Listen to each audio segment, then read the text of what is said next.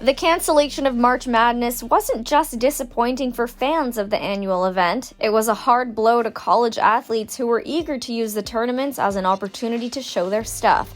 Let's break down some of the college players who could have benefited the most from March Madness. What's up, everyone? It's Devin Howard. You can find me on Instagram as @DevinHoward. Subscribe to the Fumble, tap the bell for notifications, and don't forget to hit that thumbs up. It's not that unusual to see a basketball player gain more value and respect after a strong run in the NCAA tournaments, and this year there are several guys who maybe haven't hit the big time, but who were legitimate draft prospects. All they needed was a solid March Madness run. Let's start off with Aaron Henry, a Michigan State sophomore. He's 6'6", a good jumper, has solid intuition on the defense, and passes well. With an average of 10 points, 2.9 assists, and 1 3 per game, he wasn't a top draft prospect, but he also wasn't completely out of the running for a spot in the league. If he had the chance, Aaron would have been able to make a final case for himself to go pro. It would have been the chance to show off a better shooting percentage, creative plays, and strong versatility. Unfortunately for him, he's not getting that shot. Hopefully, he's still considered by some NBA scouts. Ashton Hagans is another athlete who could have changed the course of his path with a few solid tournaments. He's been strong on defense, but what's been lacking on his performance was his scoring ability.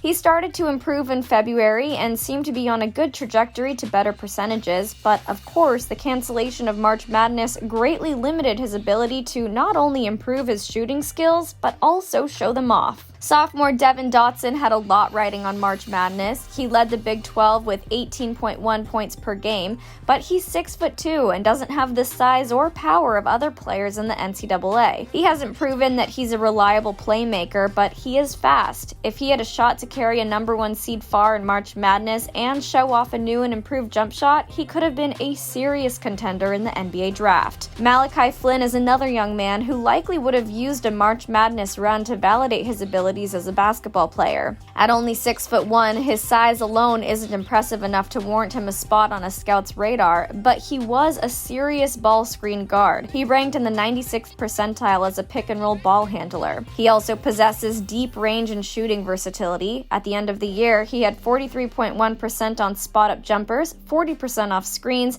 and 38.6% on pull-ups. Now let's talk about Payton Pritchard, a senior at Oregon. People were expecting the 22-year-old to carry his team in the March Madness tournaments, but of course, he can't do that now. He, like some of the others on this list, doesn't stand out in terms of size, but he finished the year averaging 20.5 points and 5.5 assists per game with a 60.1% true shooting percentage. His basketball IQ is strong, but his likelihood of getting drafted in the first round is not. Finally, let's discuss Scottie Lewis. He didn't make an impact offensively, but he is a quick defensive player with strong athleticism. If he had the chance to play through March, scouts believe he would have been able to prove his shooting skills. It's pretty detrimental to both athletes and fans to no longer have March Madness. You know, I feel for these college kids who are banking on this tournament run to prove their pro league worthiness. Were there any college players I missed that you think should be on this list? Let me know in the comments. Don't forget to subscribe, tap the bell for notifications, and give this video a thumbs up. I'm Devin Howard for The Fumble, and I'll see you soon.